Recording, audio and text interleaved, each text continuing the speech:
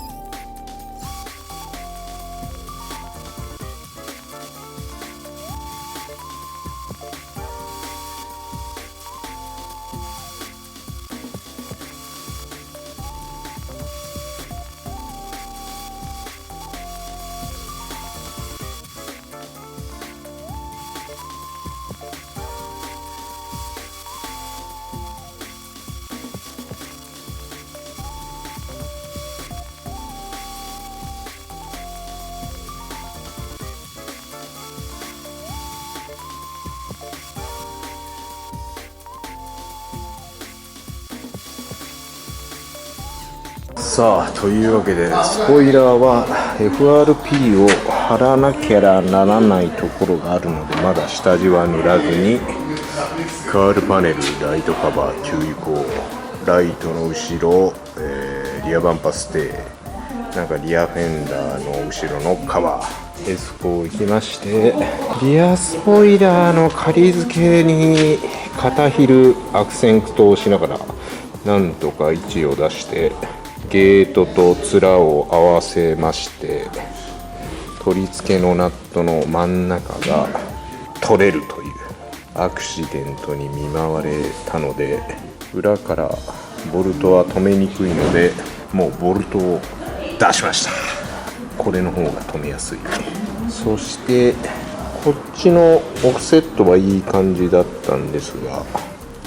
こっちがボディに当たっていたので削っていたら FRP がなくなった。